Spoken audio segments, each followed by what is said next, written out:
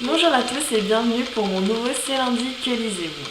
Alors, cette semaine, j'ai lu un livre et une nouvelle, donc autant dire que c'était une petite semaine.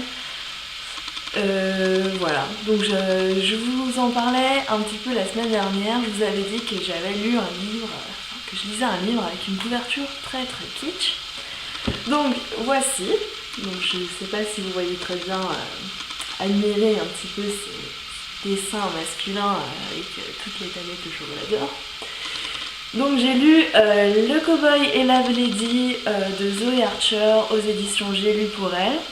Donc l'histoire. On rencontre en fait Olivia Xavier, Lady Olivia Xavier, qui est gérante d'une brasserie londonienne dans l'Angleterre victorienne. Donc autant vous dire qu'une femme veuve qui travaille, c'est déjà assez mal vu. Dans une entreprise qui fait de la bière, c'est encore plus mal vu. Donc elle a déjà des petits soucis à ce niveau-là pour sa réputation. Et cette jeune femme, en fait, un soir qu'elle rentrait chez elle depuis la brasserie, se fait un peu attaquer par trois méchants, parce qu'elle a un rival qui veut racheter sa brasserie. Et là, elle est sauvée par le magnifique cow-boy, donc Will Coffin, qui vient d'arriver en Angleterre dans l'espoir de retrouver ses parents. Et de là commence une aventure entre eux deux. La jeune femme l'invite chez... Donc Lady Xavier, Olivia l'invite chez elle.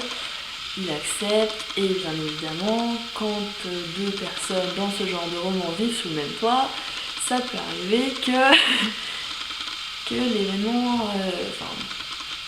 ils finissent par avoir des sentiments l'un pour l'autre. Et il y a également une histoire donc avec justement la brasserie, parce que voilà, Lady Xavier s'est fait attaquer et il y a toute une histoire autour de ça aussi qui est très, très prenante sur comment est-ce qu'ils vont pouvoir se débrouiller pour justement garder la brasserie, pour que Olivia garde un peu sa réputation, parce que voilà, Will il a pas d'argent, il a rien du tout, il a pas de titre, il vient des États-Unis et voilà.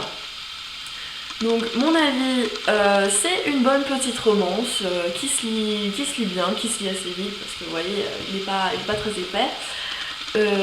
J'ai bien apprécié en fait, c'est la confrontation entre les deux mondes.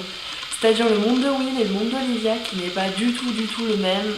Will c'est un Américain, il a son franc-parler, il a aucune manière, contrairement à Olivia qui est quand même un peu plus élevée dans la société, qui sait manger avec les 4 fourchettes à côté de son assiette, des choses comme ça. Et j'ai bien aimé ce décalage parfois entre eux, c'était assez intéressant. Sinon, l'histoire, elle casse pas trois pattes dans le canard, mais elle se lit bien, elle se lit vite. Les rebondissements sont sans surprise, je dirais, mais ça reste quand même assez intéressant de lire ce genre de choses. Donc ensuite j'ai lu une petite nouvelle, c'est la dernière sortie des éditions Lasca, donc j'arrête pas de vous en parler, mais bon voilà, je suis de très près ce qu'ils font. Il s'agit des Yeux de la tempête de Anne Rossi. C'est une nouvelle homosexuelle. Donc déjà, si vous aimez pas ce genre de choses, ne lisez pas parce que voilà, c'est pas la peine, c'est deux hommes entre eux. L'histoire en elle-même, donc on retrouve un jeune homme qui en fait s'est fait embarquer dans un bateau parce que son père est armateur et en fait le jeune homme a été pris en train de copuler joyeusement avec un autre homme, donc à l'époque, parce que ça se déroule 1700-1800 par là. Et donc à l'époque, bien évidemment, on n'en parle pas aussi librement qu'aujourd'hui, dirons-nous. Et donc il se fait embarquer sur ce bateau, Guillaume se fait embarquer sur ce bateau, où Johan le Hir est capitaine. Et sauf que le capitaine est lui aussi assez attiré par les garçons. Donc tout va bien. dans le meilleur des mondes. Lui, Guillaume, qui était embarqué pour justement fuir son homosexualité, se retrouve avec un capitaine qui est très très attiré par sa petite personne. Bien évidemment, ils cachent tous les deux leurs sentiments, et de là, on se demande est-ce qu'ils vont pouvoir, comment est-ce qu'ils vont pouvoir être ensemble et vivre là.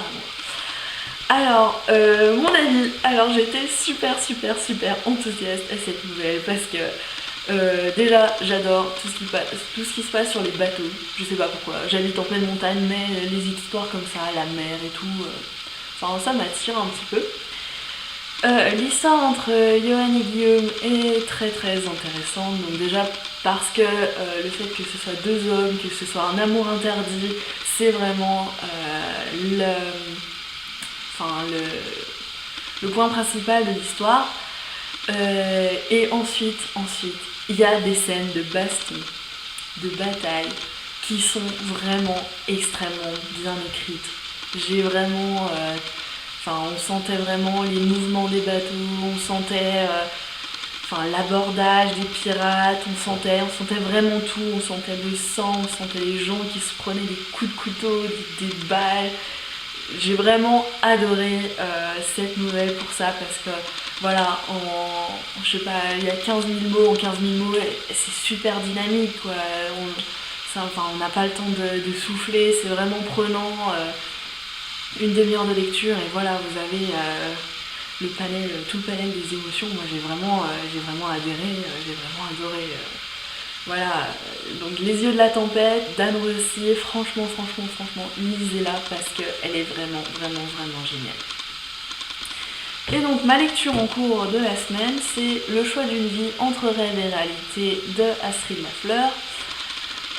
Voilà, j'ai pas trop avancé. J'en suis donc à la 67e page et pour le moment en fait j'ai un peu du mal à lire parce que voilà, au bout de la page 67 je comprends pas encore les tenants et les aboutissants de l'histoire en fait. Quel est le but de l'histoire? Parce qu'on a donc Kaira et Kay. Donc Kay qui est une demi-sorcière, demi-vampire, et Kaira qui est une humaine banale. Donc Kaira, elle est étudiante, elle étudie des choses. La seule chose qu'on apprend pour le moment, c'est qu'elle ne rêve pas. Donc voilà, elle n'a pas de rêve, la pauvre femme. Et Kaira, voilà, Kay, pardon. On sait qu'elle est moitié sorcière, moitié vampire et qu'elle aide les gens vampires à ne plus boire du sang. Donc voilà, pour le moment j'ai un avis, j'ai pas d'avis parce que je sais pas trop quoi penser de cette histoire. Et donc cette semaine je vais essayer de m'y remettre si j'arrive à plonger dedans et je vous en donnerai un avis un peu plus au point la semaine prochaine. Donc c'est tout pour ce C'est lundi que lisez-vous. Et vous, qu'avez-vous lu? Mettez-moi des commentaires sur tout et n'importe quoi, même si vous voulez parler d'autre chose. Et je vous dis à la semaine prochaine pour un nouveau C'est lundi. À bientôt.